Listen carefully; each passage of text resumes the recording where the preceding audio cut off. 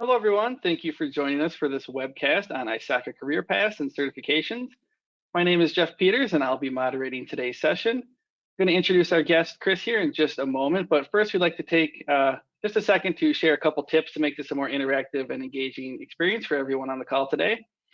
All live attendees are on listen-only mode, which means that you're muted, but you are more than welcome, and we actually encourage you to ask as many questions as you want. Go ahead and type them right into the control panel's question feature. We'll answer relevant questions throughout the webinar, and we also set aside some time at the end to make sure we get to as many questions as possible. So with that, let's go ahead and meet today's speaker.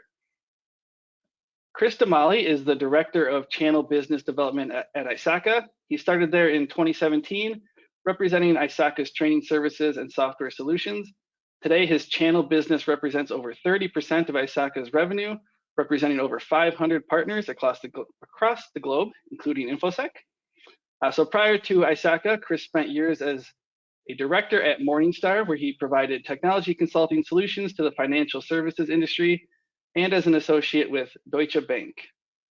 So he's definitely our go-to ISACA expert, and we're excited to have his time today. So thank you for joining us today, Chris. Absolutely. Thanks, Jeff.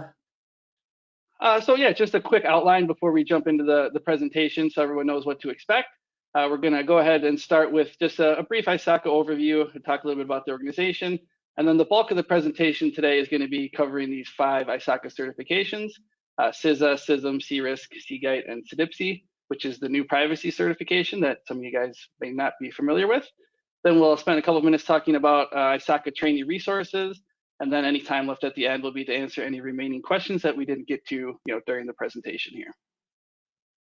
And before I hand it over to Chris, just a quick reminder that everyone on the call today gets a free kit with resources from ISACA. So if you go to the handout section, you can click the link there and it'll download that flyer there in the upper left.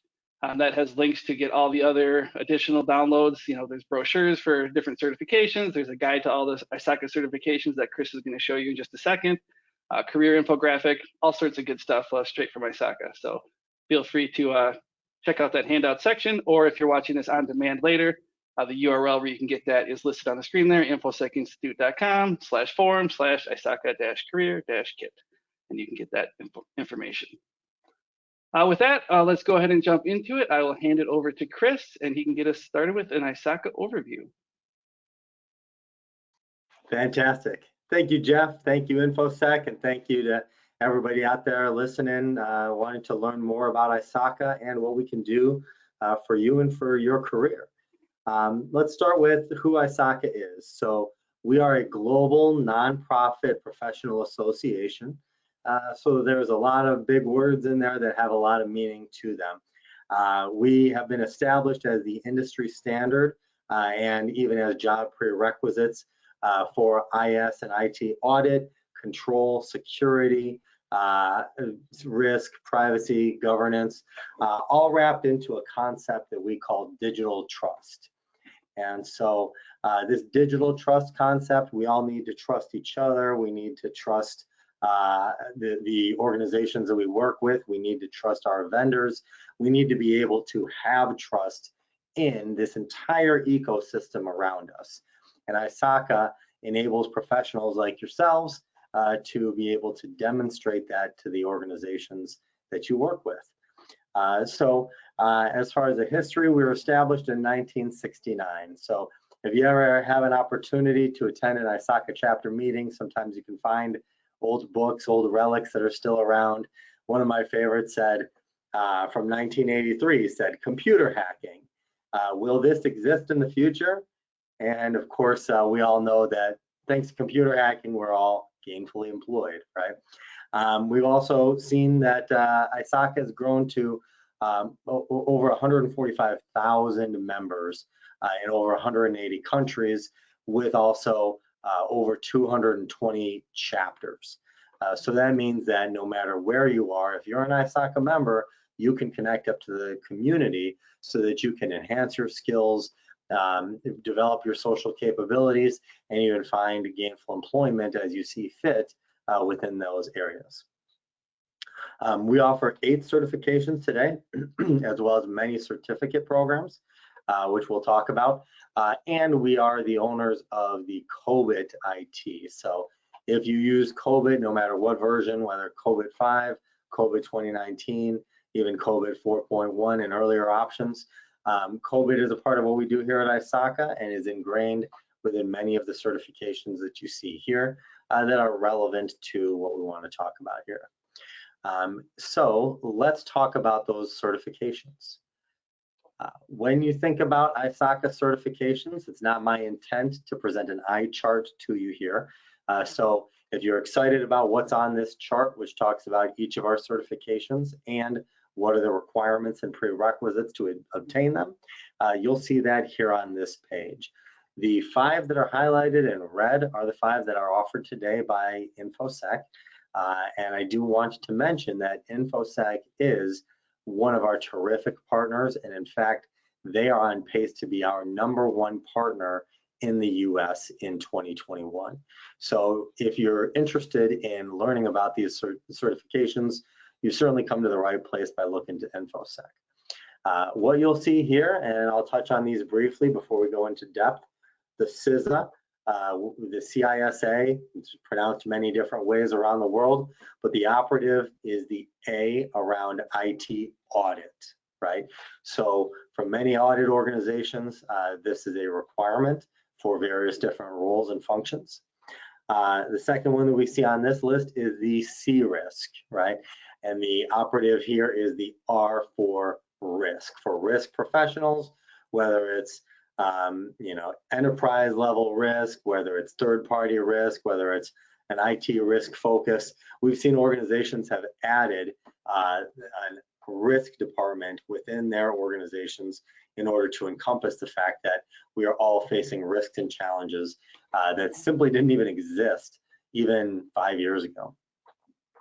The next up is the CISM. The element here that I want to call out is SM for Security Manager.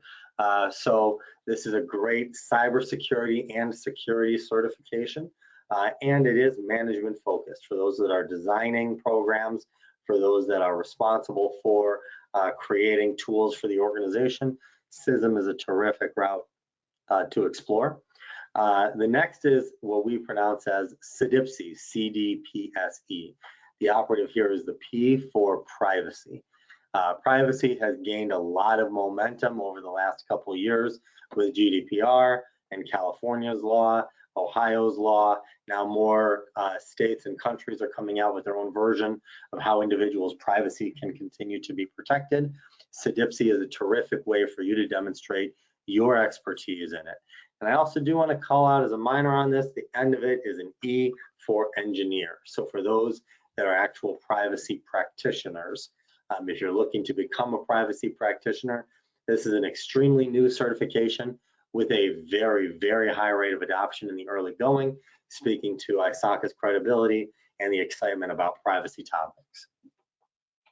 And then the 5th item is CGEIT. And so the operative here is the G around governance. And so governance certainly being an extremely important component of what we do, especially for those that report to executive management or to the board. How do you design a system that will provide your organization with the governance that's required to be able to deliver in the way that's required out of organizations today?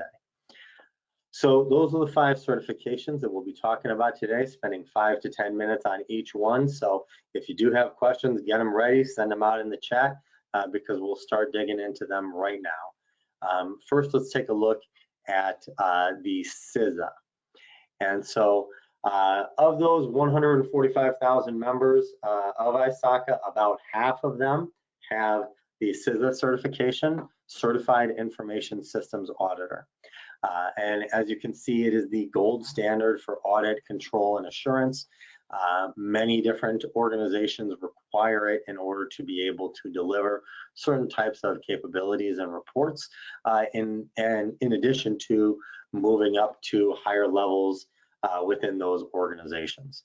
One of the great things about being a nonprofit is that we play nice with all of the organizations in the industry, so we continue to update with information from all of the top organizations in the field so that it's always current. The CISA, for example, was just updated in 2019.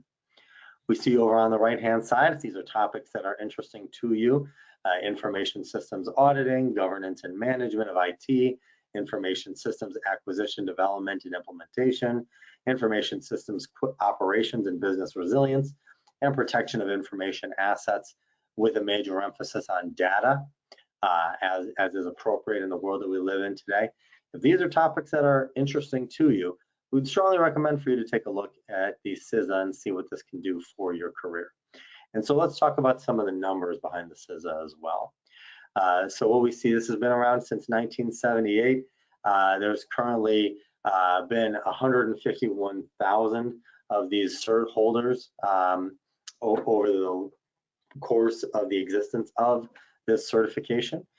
We see what the average salary looks like, so a terrific number, and you're here because you're interested in learning about the top paid certifications in the industry. Certainly qualifies for the CISA. We also see that 22% potential pay boost for the typical person that acquires this certification. We also see some great numbers. 52% say their expertise is more sought within their organization as a result. 45% have implemented efficiencies in their organization because of what they learned going through the process of getting their CISA. It is designed for entry to mid-level IT professionals and internal auditors who audit for information security compliance or engage in risk and compliance. I would say that even though it does call out internal auditors here, I would say consultants make up a big part of the audience of the CISA as well. And you can see listing out some other capabilities. I'd like to pause here for a moment. If you do have questions about the CISA, please put them in the chat towards Jeff, or you can put it out to everybody. I'm not reading these things in the moment, so Jeff, I'll turn to you. Do we have any questions about the CISA from our audience yet?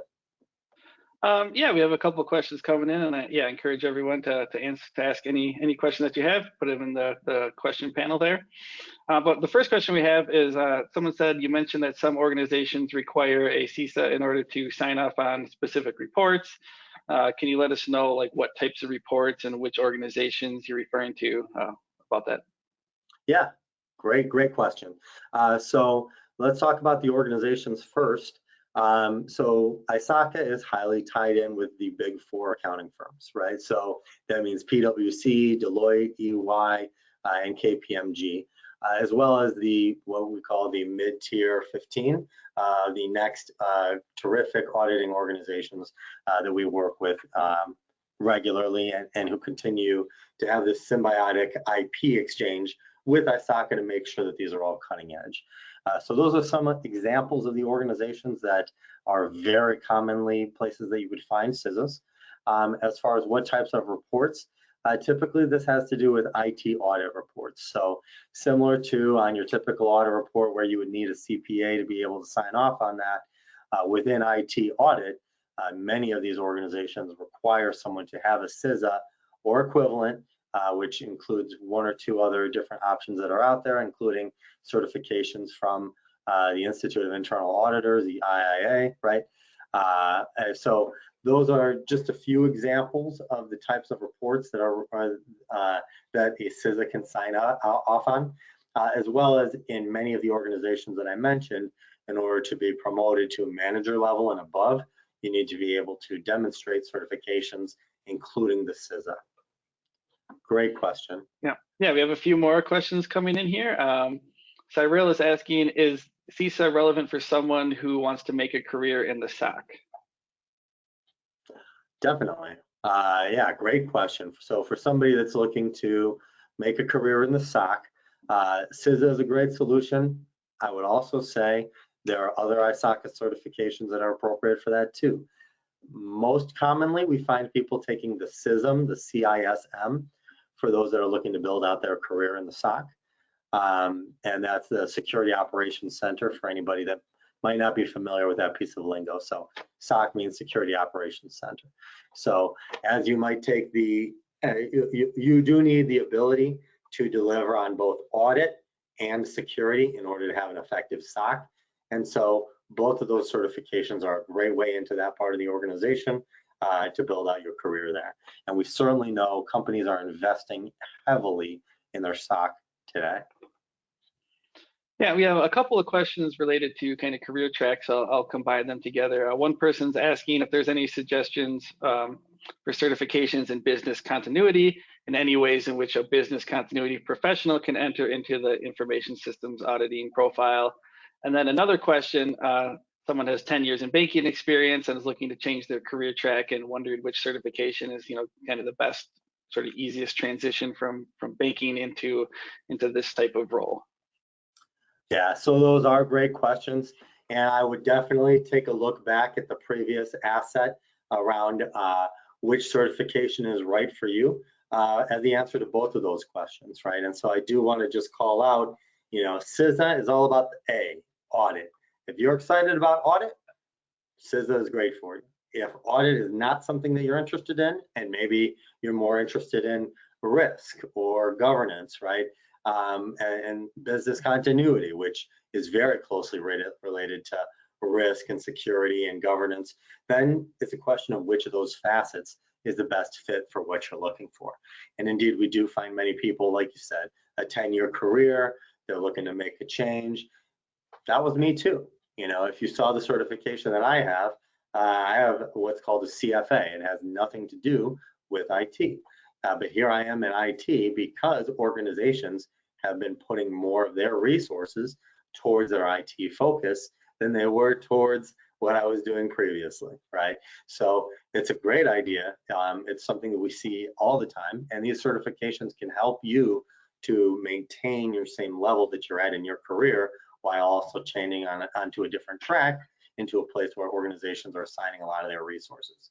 For each person personally, I would recommend take a look at those operative words and then figure out which one of those is most appropriate for you as you look through the content that we have here on the page. Yeah, and then the last question I'll ask, because we want to make sure we save time to get through all the other certifications. Michelle is asking, what is the pass rate for the CISA? So the pass rate for the CISA, it tends to be in the range of 60 to 70%. So that's a historical average. That's what it tends to be today. It is graded on a curve as well. So it tends to be in that 60 to 70% range. So it's a rigorous exam, and it's certainly something that not to take lightly, but that barrier to entry is what leads to all the benefits that we see here on the page, the influence within organizations, and certainly the compensation that goes along with that. All right, yeah, I encourage you all to keep sending in your questions, but for now we're going to move on to our next certification, which is the CISM. Great. Thanks for great questions. Thanks, Jeff. So the CISM, the Certified Information Security Manager. So as I mentioned, about half of those folks that are the ISACA current members have the CISA. What we also see with regard to the CISM is about a third of the ISACA current members have the CISA. This is the fastest growing of our certifications, primarily because of that operative word, S with security, M with management, right? So for those of you that are seeking a career in the SOC, the Security Operations Center, this is a great thing to pursue. Both the CISA and the CISM also qualify you through DoD, what do I want to say, through Department of Defense requirements. So for certain sensitive projects, the Department of Defense requires their people and their contractors to have certain types of certifications, and the CISA and the CISM both qualify you to be working on those types of projects. So a great thing to take a look at. As you can see, it's designed for experienced security managers, cybersecurity professionals, those who have information security management responsibilities. It requires commitment to compliance, security, integrity, and contributing to the attraction and retention of customers. I would also add, it's a great way to enhance the communication and terminology between security practitioners and executive management, which is always a challenge. What we see on the right is really what are the domains within the CISM. We see information security governance, risk management, security program development and management, and protection of information assets, once again with a focus on data. The CISM is very current, but we are looking probably in 2023 to have an update of the CISM. which will, and every time we have an update, that reflects the latest community knowledge within these topics. So let's take a look at the numbers. And so with regard to the CISM, this was created in 2002. We've had 46,000 folks go ahead and get this certification.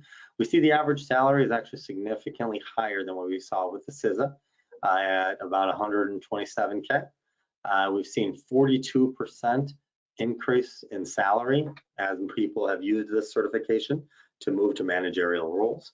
We've seen 70% of job performance improvement, and just to call out the reason why organizations are paying these higher rates and seeking these types of candidates is because 3.86 million is the average cost of the breach, which takes 280 days to find and contain. So really that 386, in my opinion, has always been a significant underestimate of how much organizations are paying out for each breach. As a CISM, you can help organizations be defended from those types of events. What type of person is this built for? It's designed for technical experts looking to move into strategic management positions, such as architects, security analysts, data security managers, and the other titles that we see here. We also see many of C-level executives do pursue the CISM because it is such a capable certification. I'll pause for a moment here.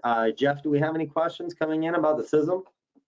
Yeah, we have a few. A couple people are asking just generally about as a sort of entry level, or they're maybe in an entry level position and looking to move in. And I know there's some prerequisites for some of these certifications. So are there any ISACA certifications that you recommend for entry level, or do people need certain prereqs for all of them? Could you talk a little bit about that? Because we have a few sort of questions along those lines. Great. So each one of the certificates, each of the 5 certificates that we're talking about here today that are offered by Infosec does require 5 years of work experience or equivalent, which does include some collegiate study programs. So I would definitely look back to that previous chart to see whether you qualify for those items. I would also say, please, if you would like more entry-level content, we'd be happy to help you get there. That is the reason why we designed the ITCA certification and the CET certification. Those 2 certifications are going to be the most appropriate for entry-level folks and do not require 5 years work experience. They are stackable certifications that are built from stackable certificates. Let me just clarify that. A certification requires ongoing management, CPE, and requires you to continue to ensure that you're up to date with the latest. A certificate, once you've earned it, you have it forever. No one can take it from you. And so by putting those 2 pieces together, the ITCA and the CET, which are brand new certifications, they just came out earlier this year. They are built from certificates that you would earn and stack together, and they're very appropriate for entry-level folks. Oh, yeah, we have a question related to that experience requirement. If someone has no management experience but many years as an analyst, with many years experience as an analyst, would one qualify for CISM experience? Yep, great question. The answer is yes. You do not need to be a manager to get a CISM, right? The CISM is intended to get you to that managerial level rather than to already be established as a manager. So I would just recommend for you to take a look at the requirements based on ISACA.org to see if that's right for you. And we have another question from Christopher. Is CISM a solid choice for a transitioning veteran with entry-level experience who is interested in a career track for a federal employer? Most definitely, most definitely. A huge percentage of the folks that take CISM training are federal employers, and they love veterans. So, and so do we. We would absolutely encourage that as a good career track. And you know, we can even point out some of the organizations that you might be looking for. Just reach out to Jeff, reach out to Infosec. We'd be happy to talk more about some of the organizations that have major ISACA involvement. And again, you know, federal employees, federal contracting organizations, Big Four accounting, major banks, major healthcare organizations. They're all very closely tied into the capability of ISACA. Good luck. All right, we have two more questions we'll hit on. The first one is related to salary, and just so everyone knows, these numbers on the screen here I think are pulled from payscale.com, and they're US numbers, but even obviously within the US it varies dramatically depending on your location, so those are just averages.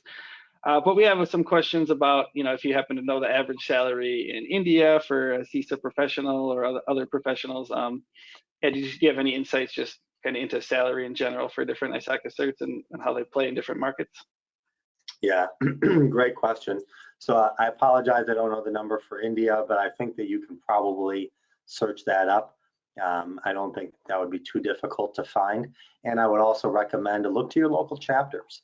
So, the Mumbai chapter is extremely active. The Delhi chapter is great. Bangalore, they're great chapters. And I would absolutely recommend reach out to the local chapters to get more information on what's happening in your area.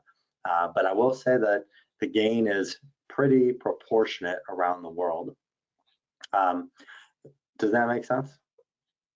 Yeah, definitely. Yeah, and then one other question before we move on. Someone's asking, they already have their CISSP, which I think many consider sort of a management level cert. So should they also get their CISM? Is there value in having both? Yeah, great question. Well, the CISSP is a great certification. Many people who have the CISM go on to get their CISSP and vice versa. What ISC squared says about the difference between the two is very similar to what we say about the difference between the two. CISM is more management focused. CISSP is more for a practitioner. So there are more CISSPs than there are CISMs. If you've been a CISSP for a couple of years, now might be the right time to get your CISM as you look to continue to develop your career path and now manage teams of CISSPs using your CISM. All right, yeah, lots of other questions coming in, but let's move on to the next certification, which is the CRISC. Great, thanks, Jeff. So the CRISC, the operative being risk, right? So this is one of the most managerial level focused certifications that we'll talk about here today, because you need to think about who is responsible for the risks of the organization. We've seen a major uptake in the CRISC over the course of the last 2 years, and we're happy to celebrate that, but it also means that there are so many different types of risks, and there are so many more what we call zero-day risks. If you're not familiar with that terminology, it means risks that had never been considered before. Excuse me, without naming any names, there are various different organizations that were used by, for example, again, the federal government, programs that were used there that ended up having backdoor hacks that gave information to certain bad actors. In that context, that is a zero-day attack, right? No one had any idea that that type of solution could be utilized for something like this. And as a result, that's really driven forward excitement about the CRISC, which was just added new content and refreshed here in 2021. We see here it's a globally accepted management-focused certification for professionals with 3 or more years of experience, demonstrating expertise in identifying and managing enterprise IT risk, implementing and maintaining information systems and controls. Over on the right, we see the domains: governance, risk assessment, risk response and reporting, information technology and security. And I will also say that one of the biggest items that I've observed is third-party vendor risk management teams who have no other good solution to demonstrate their risk expertise have really looked to the CRISC as the gold standard for demonstrating an understanding of risk. So let's take a look at the numbers. And so here we see CRISC was created in 2010. Since then, 30,000 people have gotten the certification. We see the average salary of the CRISC, again, at that higher level, similar to the CISM, right? We see it's the #4 highest paying certification in this part of the industry. We see it's #1 in best governance, risk, and compliance certifications, and this comes from a variety of different industry publications. And we see 44% of employers say that the certification boosts their productivity. It's designed for mid-level and above IT professionals looking for career growth in IT risk. If you started out with your CISSP, then you went and got your CISM. Once you have that expertise, or if you're looking to demonstrate that move to the risk team, this is the right way to go. You can see risk and security managers, IS or business analysts, operations managers, information control managers, and this is actually the most popular ISACA certification among C-level holders, including CISOs, CCOs, CSOs, and others. I'll pause for a moment here. I am trying to go a little bit more quickly to make sure that we cover all the certifications. Do we have any questions on the C-risk, Jeff? Yeah, we have a question about third-party risk management. You mentioned that, I think, on the previous slide. Can you let us know more about these types of teams and how this certification helps them? Yeah, absolutely. So for these third-party risk management teams, this is, in my opinion, the hottest element of the industry right now. Even as we're talking here today, we are using a variety of different vendors and indirectly using their vendors in order to produce this for you today. You know, it wasn't too long ago, I sat down with Bank of America and they said, we calculated everything out and we think we have about 8,000 vendors that we touch on based on all the programs that we use, right? And so third-party vendor risk management teams are those parts of an organization that go out there and evaluate the risk within the third-party organizations. And we've seen again and again that this has been a major source of a breach, right? Again, and don't want to name any names, but those organizations that are out there that have created breaches tend to come from the vendors rather than from the organizations themselves. In that context, it's a very hot button item and something that you should take a look at if the topic of risk is of interest to you. Great question. Yeah, we have another question then from Jamie. Is there an ISACA certification you can recommend around CSP? I believe maybe it's cloud security providers, unless you know of another acronym for that. Yeah, yeah, cloud security providers makes a ton of sense. So the ISACA certificate that matches up extremely well to that is the brand new CCAK. So it's cloud computing certificate of cloud audit. Certificate of cloud audit knowledge. So that's a certificate that we designed together with the Cloud Security Alliance, and it's a terrific certificate. I would encourage you to follow up with Infosec to discover if that might be right for you. It's not on our sheet today because it's a certificate, not a certification. Yeah, and then we have a couple just maybe a little bit more general questions, but I think now's a good time to answer them. One of the questions from Maureen is kind of a common one I'm sure you've seen before. Where do you see certifications versus formal academic education in the field of information security, broader technology, and in general? Do you see one having a specific advantage over the other? That's a tough question. I think we need a whole webinar to talk about that. But I would say that ISACA is heavily engaged with both of those options, right?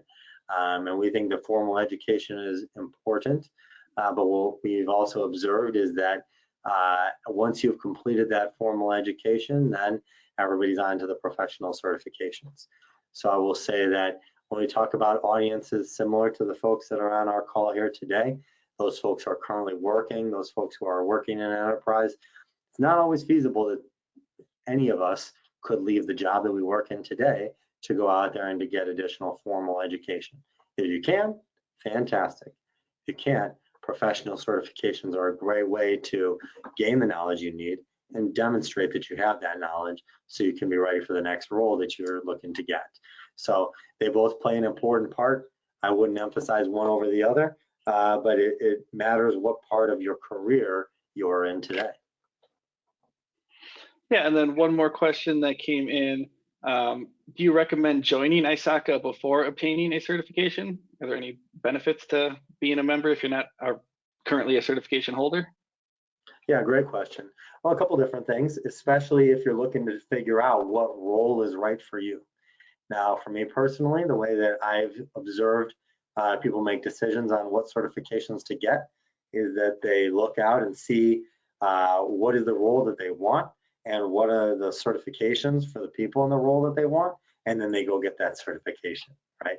Not everybody does it that way, but generally speaking, the best way to meet people in highly qualified ISACA roles is to join your local chapter.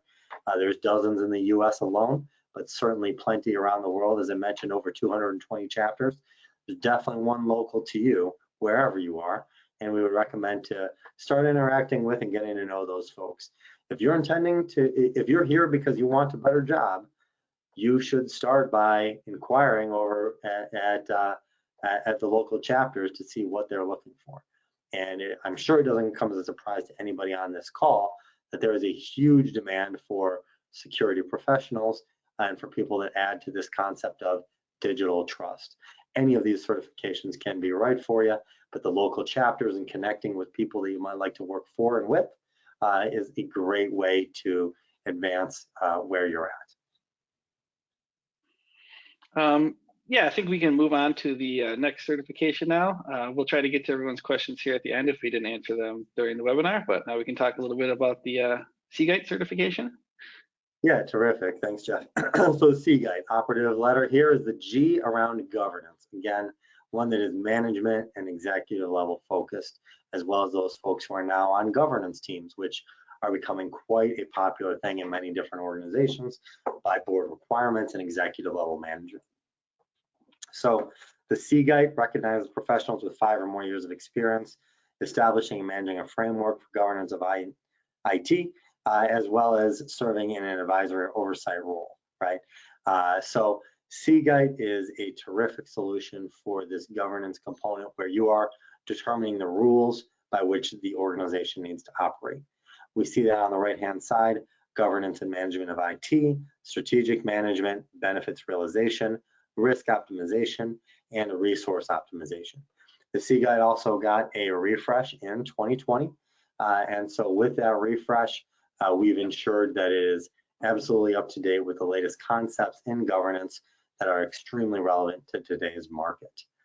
So let's take a look at the numbers. If we can flip the page, we see here this was created in 2008. Over that time period, 8,000 people have gotten the CGEIT. This one actually comes in with the highest average salary, reflecting the smaller number, right? And reflecting the executive level of the certification. We see it is the #2 best governance, risk, and compliance certification, a very unique space, 96% average annual renewal rate, and we've seen over 90% of CGEIT holders have been able to develop more effective teams based on what they learned within this. We'll also see that it's on the right-hand side is designed for highly experienced strategic IT professionals who are in the role of advisors to upper management and the board. We see this is the most C-level of these certifications. We see here it's also for senior IT auditors, senior lead analysts, security risk and compliance specialists, information security compliance manager, and governance risk consultants. Any questions that we have about the CGEIT, Jeff? Yeah, we have a question related to COBIT. Just how does CGEIT relate to the COBIT framework, and is there any overlap there? Yeah, great question. So we love COBIT. COBIT is a very important piece of IP for ISACA, and COBIT has been expressed in all of the certifications we've talked about here today, but none more so than CGEIT, simply because governance and COBIT go hand in hand. COBIT is such a broad, wide-ranging framework that can cover almost any type of IT issue, and that is governance, right? So if you are an expert in COBIT, or if you want to demonstrate your expertise in governance, those two go hand in hand, and we would recommend to reach out to Infosec for either one of those options. Yeah, and then since this is the highest paying cert I think that we're going to talk about today, now's probably a good time to ask the salary question. Just kind of in general, it seems like all these ISACA certs and the title of this webinar is about how they're some of the highest paying. You just have any insight into why these certifications are so valuable? Is Is it ISACA's reputation? Is it the type of stuff that you're going to learn? Is it the positions that they lead to, or maybe a combination of all three? But I think it's interesting when you look at like the top 10 list. Yeah, a lot of these ISACA ones are right near the top. Great, thanks, Jeff. Yeah, definitely everything that you mentioned, right? ISACA's reputation, the demand for the skills that these certifications confer, right? And the demand for security, right? The demand for digital trust. These things aren't going away, right? Audit has evolved. Audit's going more to cloud, to a great question that we got earlier, right? But that doesn't mean that audit is going away. It's continuing to evolve at a rapid pace. And by getting these certifications, you're demonstrating that you are able to evolve as well and keep up with what's required in the industry. So the risks aren't going away. The threats aren't going away. They're getting bigger, they're getting nastier, they're getting more frequent, they're getting more costly, right? And by getting these certifications, you're demonstrating professionally that you can help. And that's what is driving the average salaries. Great. Yeah, now we can move on to, I believe, the last certification we're going to talk about, and the new one from ISACA. That's right. So CDPSE. So this stands for the Certified Data Privacy Solutions Engineer. So each one of those words is very important, right? But really the P is the operative: privacy. If you are a privacy professional or interested in becoming a privacy professional, there is a massive amount of demand for this, and especially where privacy intersects with IT, with cybersecurity. Certainly the people that are able to deliver on that are making great salaries. Within that, the CDPSE validates privacy technologists' ability to implement privacy by design solutions into new and existing networks, platforms, and products, building customer and stakeholder trust, and mitigating the risks of non-compliance. So every organization is now looking for how can they react to GDPR and other privacy laws. What we see here, the specific content is around privacy governance, privacy architecture, and data lifecycle that we see on the right-hand side. So let's take a look at what the numbers on CDPSE have come out to. This was launched in 2021. So that means it came out in April, very new. And I just want to point out this second number, absolutely essential. More than 18,000 people around the world signed up during the grandfathering period. So the grandfathering period lasted for a short time in the second half of 2020 and in Q1 of 2021, and 18,000 people raised their hand to get signed up for that. Just in case you're keeping score, that's more than the total number of people that have signed up for the CGEIT. I just want to point out that's the level of demand that CDPSE is in right now. So let's talk about a couple stats that have driven that demand, that have driven the high salaries here. The biggest challenges facing a successful privacy program: number one, 45% say it's a lack of clarity in a privacy mandate, rules, and responsibilities. 41% say it's a lack of executive or business support for initiatives, and 41% say it's a lack of competent resources, right? And all three of those items play very nicely into your hands as somebody considering becoming a privacy professional. We would recommend to reach out to Infosec about this right away if this sounds like you. Technical IT professional with experience implementing privacy controls around data analysis, privacy engineering, privacy solutions architecture, lead privacy management, and IT consulting. This is a great way for you to show that you're ready for the next era of what's important in IT through the CDPSE. Jeff, do we have any questions on this certification? Yeah, I had a question just for myself.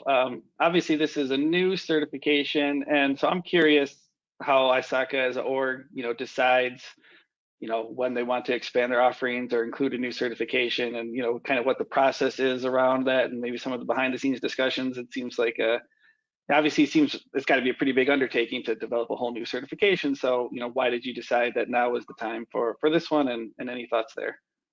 Yeah, that's a great question, Jeff.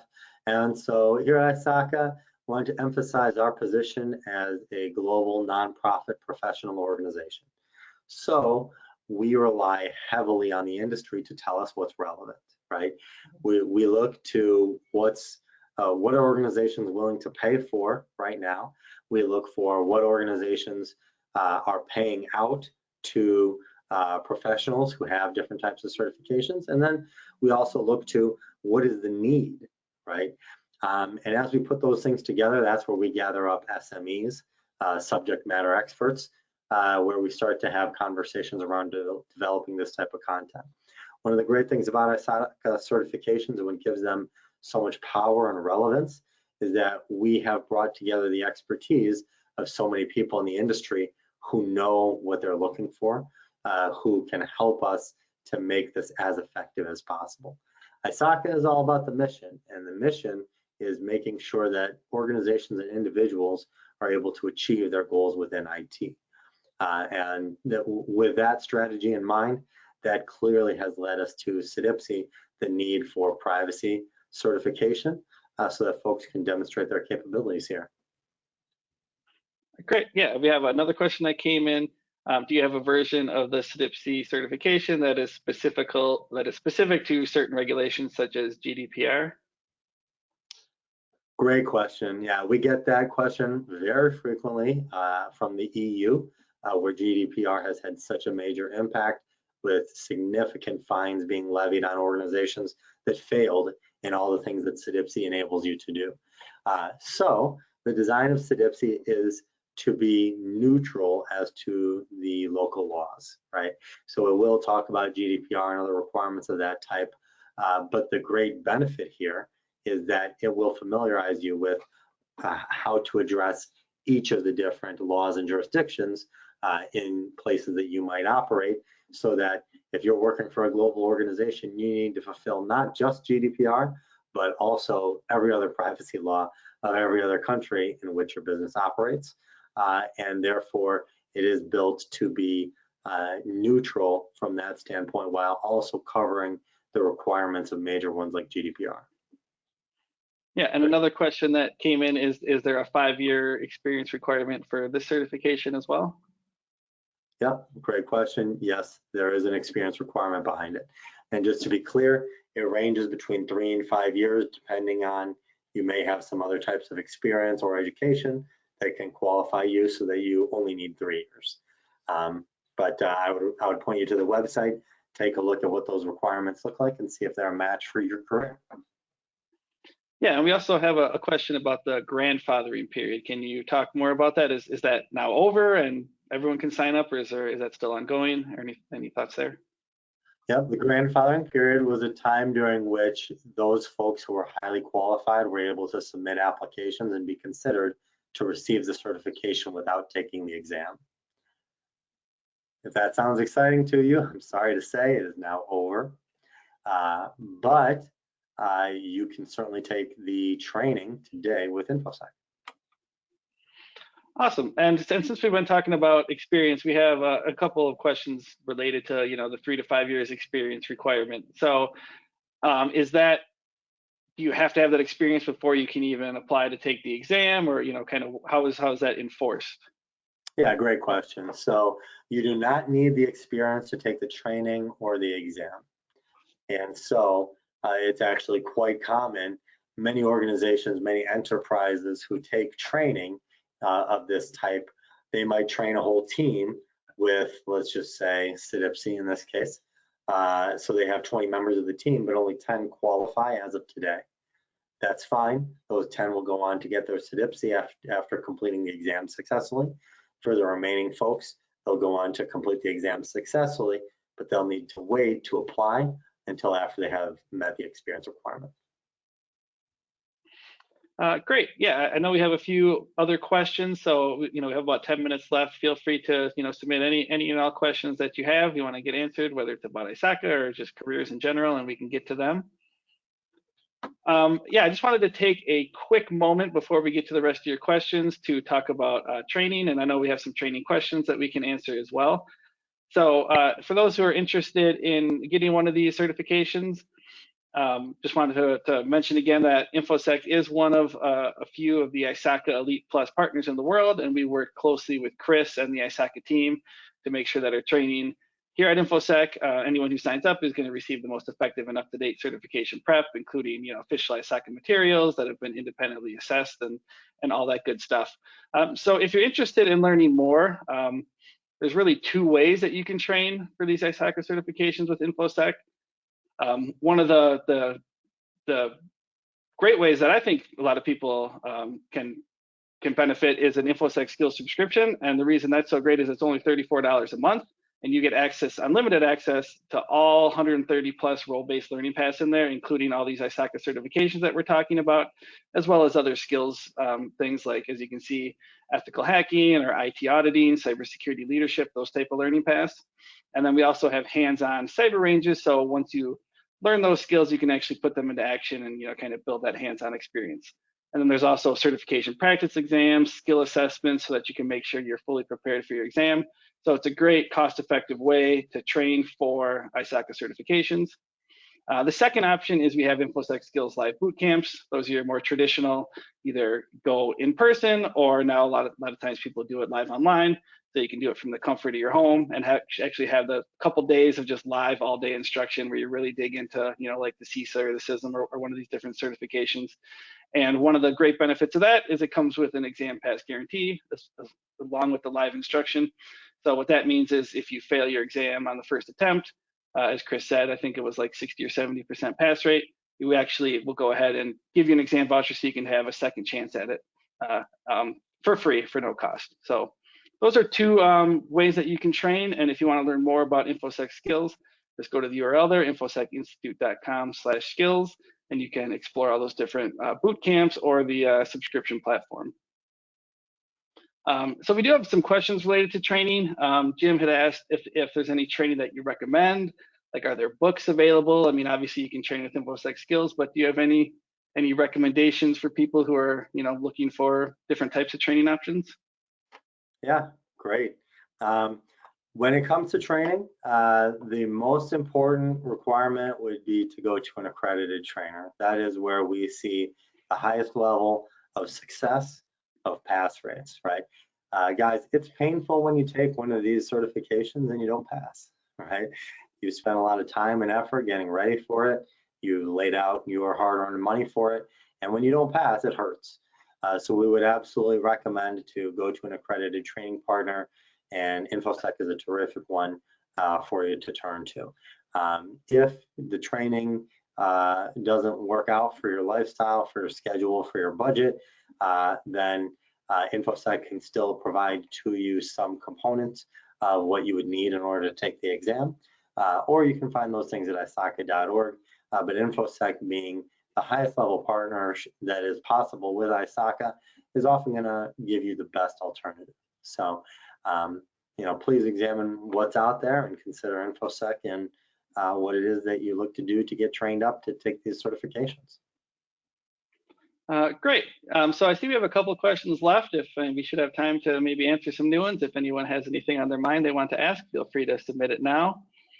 But yeah, we'll go through a few of these here. So we have one person asking, they say they just got their Security Plus certification and they've been told that they should pursue CISM before CISSP. Does that make sense? Do you have any thoughts on which should come first if you're looking to get both of those? Yeah, sure. Why not? It's a personal decision for everybody, right? But if somebody with authority in your life has said to get the CISM before the CISSP, have at it. I won't direct you differently. I think that both of those certifications will give you the skills that you need in order to continue advancing. Once you've gone out there and got a great certification, like plenty of the things that are available over at CompTIA, right? These are all symbiotic. They all work together. They all complement each other, but they also add different dimensions that the others don't have. And so for somebody looking for the CISM before the CISSP, there's certainly no issue with doing that, especially now that you've just completed a great practitioner level certification. You're probably ready to start looking at system design that would be appropriate with the CISM. Yeah, we have another question related to exams. This person says they're currently training for their CISM. what happens if they fail their exam? Is there like a window before you can take it again, or any kind of rules around the number of exam attempts you can take? Yeah, great question. So there are rules around the number of exams that you can take, but there's no longer any windows. So as long as you're compliant with the rules that are out there, and they do vary by exam, as long as you're compliant with that, and the primary requirement is you need to wait 30 days before taking the exam again.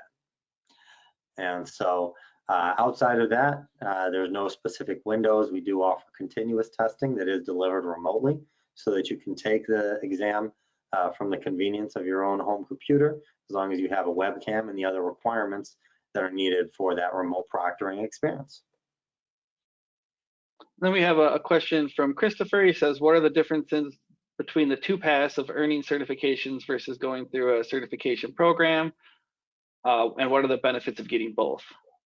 I'm not sure if he's talking about maybe the certificates versus the certifications, or if you know what else he's potentially referring to here. Yeah, I'm a little unsure of that question, so if you want to elaborate, feel free to do so. I'll explain the difference between the certificates and the certifications if that helps. The certificates are typically going to be lighter exams rather than the week-long training that's associated with the certifications. You're looking at a 1 or 2 day training with the certificates with an exam that's half as long. And once you've gotten it, there are no additional CPE requirements. You can use that certificate as long as you like. The certification is, and the certificates are going to have no work experience requirements, right? Certifications will have work experience requirements, do have CPE requirements, are going to cover a wider range of content, and are going to have a more challenging exam. Hopefully that answers your question, Christopher, but it sounds like it might be very appropriate for you to reach out to the folks at Infosec. We'd be happy to answer more questions for you. And then we have another question about the CISA exam in particular, and how long it is and how many questions are on there, but it might be good to just talk about all the ISACA exams just in general. I don't know if they all have the same number of questions or timelines, or if there's any just general advice you can give on the ISACA exam process and how that works. Yeah, for the ISACA exam process, once you purchase vouchers through your accredited training provider, you'll then enter them in on ISACA.org, and you'll go ahead and book out your training time. So typically, I would say after you've taken the training, you'll want to look to book your exam within 2 to 6 weeks. It typically tends to be the sweet spot where the pass rate is highest. The exams are 4 hours long. Eat a healthy breakfast before you go in there. I would say definitely utilize all the resources that are presented to you. We've designed them this way for a reason. We want you to pass, right? We've created this certification so that you can demonstrate your skills. And if you haven't acquired the skills, we've failed too, right? So we want to make sure that you've got all the access to the resources you need in order to get what's required so that you can be successful in your exams. Then we have a question about Infosec skills subscriptions and how they can proceed. Pretty easy. You can just go to infosecinstitute.com/skills, and they can sign up for either a monthly subscription or a yearly subscription. So just go to that URL. You can do it all yourself. Sign up with a credit card and get instant access. Be training 3 minutes from now. So another question, probably to wrap up here. Someone says that they have background in product management and they're new to Infosec and wants to know which certification would be a good point to start. Obviously, probably depends on what they want to get into, but do you have any advice for kind of what's a good transition from product management into information security? Yeah, that's a great question. You know, as with any career change, it's got to be something that you're passionate about, right? So anybody might answer this question differently, and I'm sorry that I can't be more specific, but the good news is that you follow your heart, right? And for many people, that means that they want the highest compensation packages that they can find, and that's okay, right? I would direct you to the concept of digital trust, right? Digital trust is in huge demand in the world right now. And any one of these ISACA certifications is going to allow you to demonstrate to an employer that you can deliver on digital trust. And I would point to the operative letters, A for CISA, right? That means audit. It's S for CISM, that means security, and the M for management. CRISC, the R stands for risk. If you are around enterprise risk, if that's something that's exciting to you, that's what you'll want to look to. The G for governance, where this is very high level design elements, right? Board reporting, executive reporting, and then for CDPSE, the P for privacy, which is maybe the highest in demand, but also the most trendy of all the certifications that we've talked about here today. Privacy, you know, if you don't think privacy is here to stay, it might not be the solution for you. But there's a pretty massive amount of information that would say privacy is here to stay, and that might be the biggest growth area for you to explore. So it all depends on your personal growth trajectory and what it is that excites you the most. But on behalf of everybody at ISACA, we wish you luck in your search, and to everybody that's on this call, we're confident these certifications can help you get where you need to be, and best of luck to you in that quest. Yeah, and with that, we're going to wrap up. Looks like we're about a minute over. We do have a couple questions about entry-level stuff that we didn't get to, and just one thing I would like to reiterate is, you know, our boot camps are great for if you know, like, I want to get the CISA certification, for example. But if you're looking to explore, that's one of the, I think, the huge benefits of a platform like Infosec Skills is you can go in, try out some auditing stuff, realize this is not for me, switch over to CISM, you know, try that for a little bit, you know, watch the videos, do some of the practice exams, and you can really explore different certifications, different skills, and, you know, that can be a good way to really kind of find your career path and what you think is most interesting to you without, you know, putting in a huge upfront investment of, you know, time and effort into taking an exam and trying to get certified. But with that, we will go ahead and wrap up. I want to thank everyone for joining. When the webcast ends in a moment, we'd appreciate if you would take a minute to fill out a short survey. We use the feedback to create more great webcasts like this and make sure that they're in line with what it is that you want to learn about. So one last note, all live attendees today will automatically receive a certificate of attendance in their inbox. And a special thanks to Chris DeMale for a great discussion today, and we hope to see you all for the next webcast. Have a great day, everyone. Thanks, Jeff.